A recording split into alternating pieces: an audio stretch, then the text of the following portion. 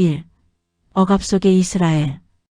이집트의 뜨거운 태양 아래 이스라엘 백성들은 벽돌을 굽고 건축물을 세우며 고된 노예 생활을 하고 있었습니다. 한때 요셉 덕분에 환대받았던 그들의 조상들과는 달리 이제 파라오는 이스라엘 백성이 너무 많아지는 것을 두려워했습니다. 그들의 수가 계속 늘어나면 전쟁이 일어날 때 우리의 적과 합세할지도 모른다고 생각한 파라오는 더욱 가혹한 노동을 강요했습니다. 그러나 억압이 심해질수록 이스라엘 백성은 더욱 번성했습니다.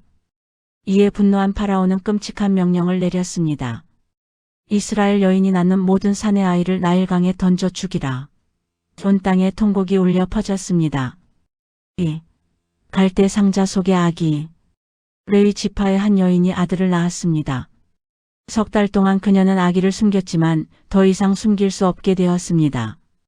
그녀는 갈대로 상자를 만들고 역청과 나무진을 발라 물이 스며들지 않게 했습니다. 그리고 아기를 그 안에 눕히고 나일강 가장자리 갈대 사이에 띄워 놓았습니다. 아기의 누이 미리암은 멀리서 지켜보았습니다. 그때 파라오의 딸이 시녀들과 함께 강가에 목욕하러 왔습니다. 공주는 갈대 사이의 상자를 발견하고 열어보았습니다. 아기가 울고 있었습니다. 그녀의 마음이 움직였습니다. 이것은 히브리 아기로구나. 그때 미리암이 용기를 내어 다가가 말했습니다. 제가 히브리 여인 중에서 이 아기에게 젖을 먹일 유모를 데려올까요? 공주가 동의했고 미리암은 달려가 자신의 어머니를 데려왔습니다. 이렇게 아기는 자신의 친어머니에게서 젖을 먹고 자랄 수 있었습니다.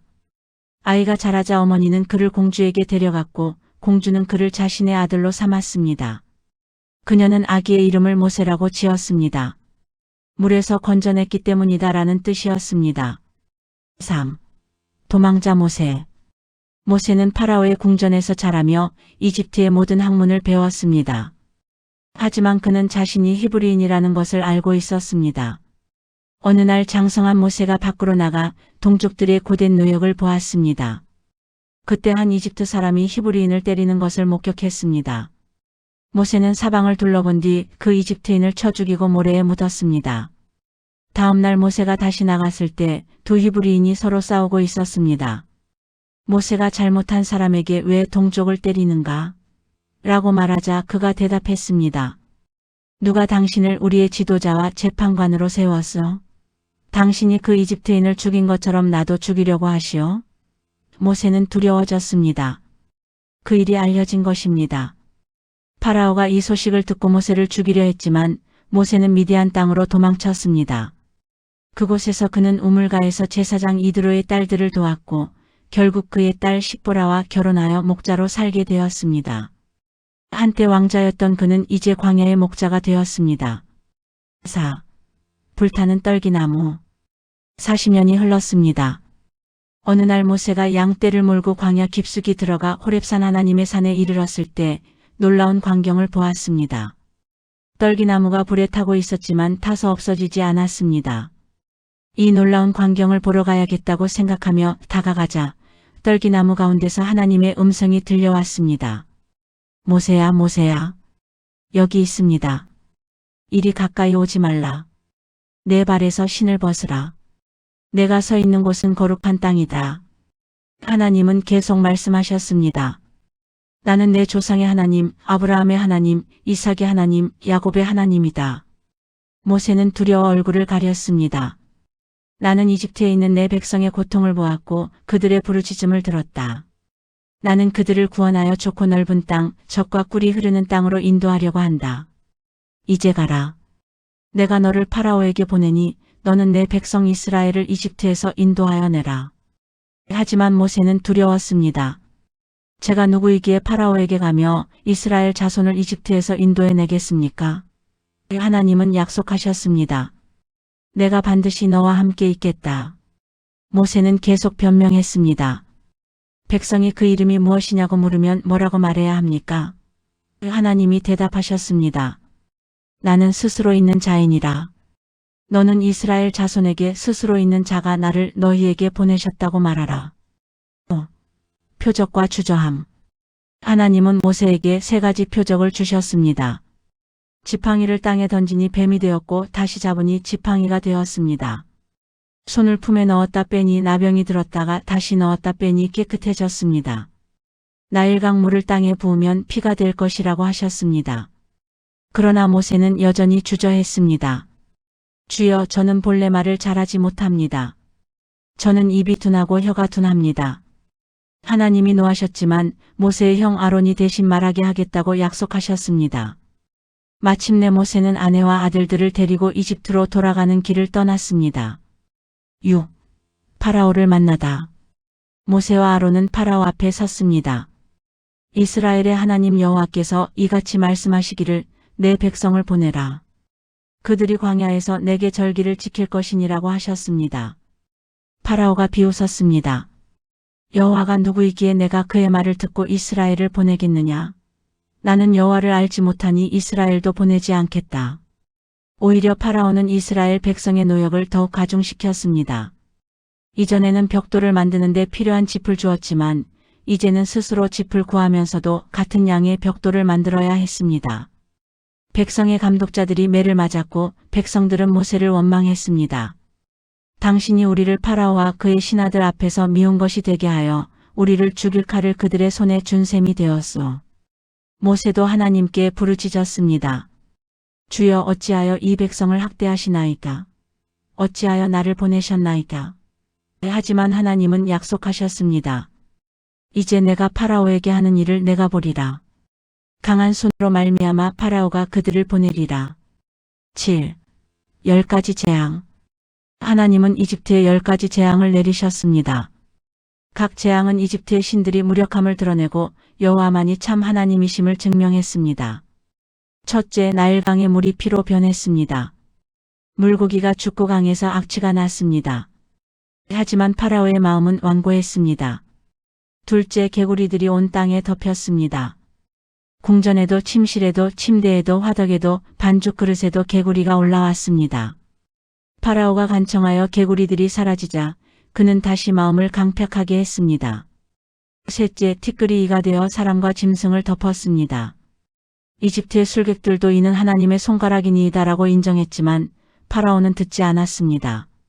넷째, 파리떼가 이집트를 뒤덮었지만 이스라엘 백성이 사는 고센 땅에는 파리가 없었습니다. 다섯째, 이집트의 모든 가축이 질병으로 죽었지만 이스라엘의 가축은 하나도 죽지 않았습니다. 여섯째, 재를 하늘에 날리니 사람과 짐승에게 종기가 생겼습니다. 일곱째, 우박이 내려 밭의 모든 것을 쳤습니다. 우박과 함께 불이 섞여 내렸고 이집트 역사상 가장 심한 재앙이었습니다. 여덟째, 메뚜기 때가 왔습니다. 우박이 남긴 것을 다 먹어치워 나무에도 밭에도 푸른 것이 하나도 남지 않았습니다. 아홉째, 사흘 동안 짙은 흑암이 온 땅을 덮었습니다. 사람들은 서로를 볼 수도 자리에서 일어날 수도 없었지만 이스라엘 자손이 사는 곳에는 빛이 있었습니다. 8. 마지막 재앙의 경고. 하나님이 모세에게 말씀하셨습니다. 내가 한 가지 재앙을 더 파라오와 이집트에 내릴 것이다. 그 후에 그가 너희를 여기서 보낼 것이다. 그가 너희를 보낼 때에는 여기서 완전히 쫓아낼 것이다. 모세가 파라오에게 경고했습니다. 여호와께서 이같이 말씀하시기를 밤중에 내가 이집트 가운데로 들어가리니 왕 위에 앉은 파라오의 장자로부터 맷돌 뒤에 여종의 장자까지 이집트의 모든 처음 난 것과 가축의 처음 난 것이 다 죽으리라. 온 이집트 땅에 전무후무한 큰 부르짖음이 있으리라. 그러나 이스라엘 자손에게는 사람에게나 짐승에게나 개 한 마리도 그 혀를 움직이지 아니하리니 여호와께서 이집트 사람과 이스라엘 사이를 구별하는 줄을 너희가 알리라고 하셨습니다. 9. 6월절. 하나님은 이스라엘 백성에게 특별한 지시를 내리셨습니다. 각 가정은 흠없는 1년 된 어린 양을 선택하여 그달 14일까지 간직하다가 해 질 때에 잡아야 했습니다. 그 피를 문설주와 임방에 바르고 그 고기를 불에 구워 무교병 쓴 나물과 함께 먹어야 했습니다. 허리에 띠를 띠고 발에 신을 신고 손에 지팡이를 잡고 급히 먹어야 했습니다. 그 밤에 내가 이집트 땅을 지나가며 사람이나 짐승을 막론하고 이집트 땅에 있는 모든 처음 난 것을 치겠다. 그러나 문설주와 임방에 피가 있는 집은 넘어가겠다. 그 피가 너희가 사는 집에 있어서 너희를 위한 표적이 될지라. 내가 그 피를 볼 때 너희를 넘어가리니 재앙이 너희에게 임하지 아니하리라. 이스라엘 백성은 하나님의 명령대로 행했습니다. 그날 밤 자정이 되었을 때 여호와께서 이집트 땅에 모든 처음 난 것을 치셨습니다. 왕위에 앉은 파라오의 장자로부터 옥에 갇힌 사람의 장자까지 모든 가축의 처음 난 것까지 죽었습니다.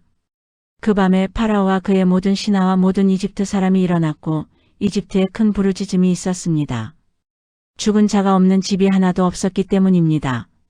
10. 출애굽. 밤중에 파라오가 모세와 아론을 불러 말했습니다. 일어나 내 백성 가운데서 나가되 너희와 이스라엘 자손은 떠나서 여호와께 예배하라. 너희의 양도소도 몰아가고 나도 축복하라. 이집트 사람들도 백성을 재촉하여 빨리 보냈습니다. 우리가 다 죽은 자가 되도다. 그들이 외쳤습니다. 이스라엘 백성은 발교되지 않은 반죽을 가지고 옷에 싸 짐을 어깨에 메고 나왔습니다. 그들은 모세의 말대로 이집트 사람에게 은, 패물과 금, 패물과 의복을 구했고 여호와께서 이집트 사람들로 그들에게 은혜를 입게 하셨으므로 그들이 구하는 대로 주었습니다. 이렇게 그들이 이집트 사람의 물품을 취했습니다. 이스라엘 자손이 라암셋을 떠나 숫곳에 이르니 유아 외에 보행하는 장정이 60만 명가량이었고 중다한 잡족과 양과 소 등 심이 많은 가축이 그들과 함께 갔습니다. 이스라엘 자손이 이집트에 거주한 지 430년이었습니다. 430년이 마치는 그날에 여호와의 군대가 다 이집트 땅에서 나왔습니다. 11. 홍해를 건너다. 하나님은 구름 기둥으로 낮에 그들을 인도하시고 밤에는 불기둥으로 그들에게 빛을 비추어 주시며 밤낮으로 행하게 하셨습니다. 그런데 파라오의 마음이 다시 변했습니다. 내가 어찌 이같이 하여 이스라엘을 보내고 우리를 섬기지 못하게 하였는고. 그는 병거 600대와 이집트의 모든 병거를 이끌고 이스라엘 백성을 추격했습니다. 이스라엘 백성이 홍해 바닷가에 진을 치고 있을 때 뒤를 돌아보니 이집트 군대가 다가오고 있었습니다. 백성들이 두려워 여호와께 부르짖으며 모세에게 원망했습니다. 이집트에 무덤이 없어서 우리를 이끌어내어 이 광야에서 죽게 하느냐? 우리를 이집트에서 나오게 한 것이 무슨 일이냐? 우리가 이집트에서 당신에게 말하기를 우리를 버려두라. 우리가 이집트 사람을 섬길 것이라 하지 않았더냐? 모세가 백성에게 말했습니다. 두려워하지 말고 가만히 서서 여호와께서 오늘 너희를 위하여 행하시는 구원을 보라. 너희가 오늘 본 이집트 사람을 다시는 영원히 보지 못하리라. 여호와께서 너희를 위하여 싸우시리니 너희는 잠잠할지어다. 여호와께서 모세에게 말씀하셨습니다. 내 지팡이를 들고 손을 바다 위로 내밀어 그것을 가르라. 이스라엘 자손이 바다 가운데서 마른 땅으로 행하리라. 모세가 손을 바다 위로 내밀자 여호와께서 큰 동풍이 밤새도록 바닷물을 물러가게 하시니 물이 갈라졌고 이스라엘 자손이 바다 가운데 육지로 행하였습니다. 물이 그들의 좌우에 벽이 되었습니다. 이집트 사람들이 그들의 뒤를 따라 바다 가운데로 들어왔습니다. 새벽에 여호와께서 구름과 불기둥 가운데서 이집트 군대를 보시고 그들을 어지럽게 하셨습니다. 그들의 병거 바퀴를 벗겨서 달리기가 어렵게 하셨습니다. 이집트 사람들이 말했습니다. 이스라엘 앞에서 도망하자. 여호와가 그들을 위하여 이집트 사람들과 싸운다. 여호와께서 모세에게 말씀하셨습니다. 내 손을 바다 위로 내밀어 물이 이집트 사람들과 그들의 병거와 마병들 위에 다시 흐르게 하라. 모세가 손을 바다 위로 내밀매 새벽에 바다가 그 세력을 회복하고 이집트 사람들이 물을 거슬러 도망하였으나 여호와께서 그들을 바다 가운데 엎으셨습니다. 물이 다시 흘러 병거들과 기병들과 그들의 뒤를 따라 바다에 들어간 파라오의 온 군대를 덮으니 하나도 남지 않았습니다. 그러나 이스라엘 자손은 바다 가운데 마른 땅으로 행하였고 물이 그들의 좌우에 벽이 되었습니다. 12. 승리의 노래. 그날 여호와께서 이스라엘을 이집트 사람의 손에서 구원하셨고 이스라엘이 바닷가에서 이집트 사람들의 시체를 보았습니다. 이스라엘이 여호와께서 이집트 사람들에게 베푸신 큰 권능을 보았으므로 백성이 여호와를 경외하며 여호와와 그의 종 모세를 믿었습니다. 이에 모세와 이스라엘 자손이 여호와께 노래를 불렀습니다. 내가 여호와를 찬송하리니 그는 높고 영화로우시며 말과 그 탄 자를 바다에 던지셨음이로다. 여호와는 나의 힘이요 노래시며 나의 구원이시로다. 그는 나의 하나님이시니 내가 그를 찬송할 것이요 내 아버지의 하나님이시니 내가 그를 높이리로다. 미리암과 모든 여인도 소고를 잡고 춤추며 화답했습니다. 여호와를 찬송하라. 그는 높고 영화로우시며 말과 그 탄 자를 바다에 던지셨음이로다. 이렇게 이스라엘 백성은 노예의 땅 이집트에서 나와 자유의 몸이 되었습니다. 앞으로 그들에게는 광야의 여정과 시내산에서의 언약, 그리고 약속의 땅을 향한 긴 여정이 기다리고 있었습니다. 하지만 그날 홍해 바닷가에서 그들은 한 가지를 확실히 알았습니다. 여호와 하나님은 그들과 함께 계시며 불가능해 보이는 상황에서도 그들을 구원하실 수 있다는 것을 말입니다. 이 이야기는 하나님의 신실하심과 구원의 능력, 그리고 억압받는 자들을 향한 하나님의 사랑을 보여줍니다. 출애굽 사건은 이스라엘 역사에서 가장 중요한 사건이 되었고 6월절은 오늘날까지 기념되고 있습니다.